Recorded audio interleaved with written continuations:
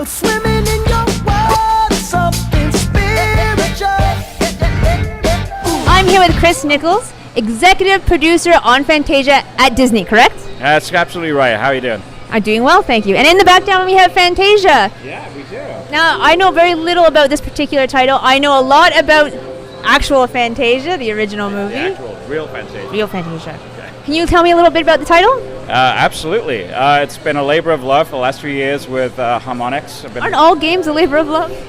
Some of them, yeah. Some of them, maybe not. This one is definitely. And we've been working with harmonics real hard. We wanted to create a music experience that was like not like any other one that's been made to date. Well, who else do you go to when you want to create a music experience? Well, there's that, right? Harmonics. I mean, if you care about it and you want to make something good, that's where you go. And we wanted to do something special. We wanted to make a video game where it's not just playing along to music, but actually by playing the game, you make the music. You make the music, you change, it becomes your music. You share it with your friends. You get involved in the whole creative community of what music is about in the world. So that seems like a really easy thing to say. It's a terribly difficult thing to do. But we want to go, look, we've had lots of different music games over the years. We've had everything from Guitar Hero to Rock Band, even go back to Frequency and Amplitude. But this is not a dance game. We truly wanted to make a music game. It just happens to be like you move. But it's more like Mickey on the cliff. If you go back to the original film, which you're such an expert on, you'll remember that the probably the most famous segment is Sorcerer's Apprentice. And Mickey stands on that cliff and he conducts the heavens and the oceans, and that for me is like probably the most powerful evocation of what it feels like to be creative, sort of on film. So that became our touch point. What if you could be a Sorcerer's Apprentice? You. Just capture that feeling. Not Mickey, you get to stand on the cliff, conduct the heavens, and shape music and change the world. But we thought that would be awesome. And what if you could just do it with motion control, that would be more awesome.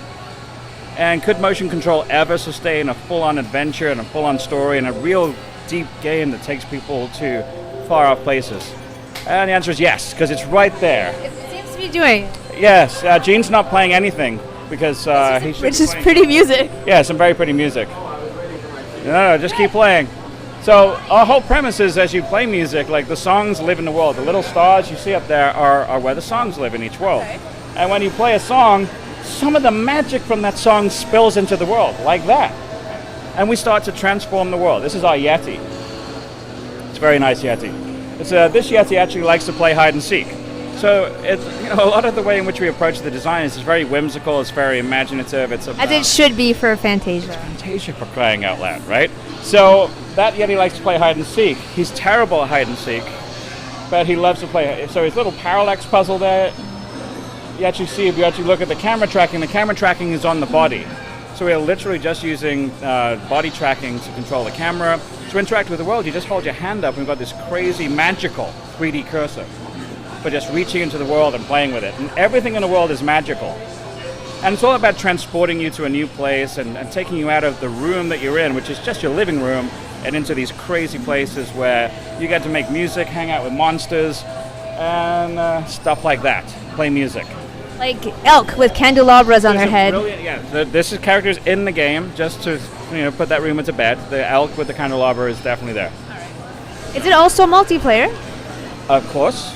Of course, music is better with two, right? That actually sounds really confusing. Music and, well, I guess, yes, okay. I thought about it, you're right. I concede, he's right. Totally right. The scary music going on behind me, I'm like, oh, the monsters are coming. Okay, all I can think about is people poking each other's eyes out as they try and conduct. No, we have a really good, like a completely new way of playing with music. It's almost like you're this magical conductor where you change music as you play. But that is what we brought into, kind of a different way of playing, where you can play with a friend, you can play multiplayer, you can have a party mode where you're just blasting through songs. In case you are feeling really happy and wanting to express yourself by playing lots of songs for a long time. That sounds like a good workout, actually. It can be. It can be.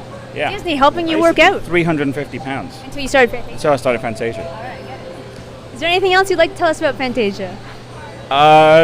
Yeah, it's awesome, and it's coming out very soon. It's October 21. So very soon. And it's the only really, truly unique original game coming out this year for console. It's a pretty bold statement. There's never been anything like this before. Well, I'm very excited to try out. And I will put to red, I asked earlier, there are brooms. There's a broom. or 2 or 3. There are A whole several. little fleet of brooms. Maybe they look like brooms you've seen before. Well, thank you so much, Chris. All right, thanks very much.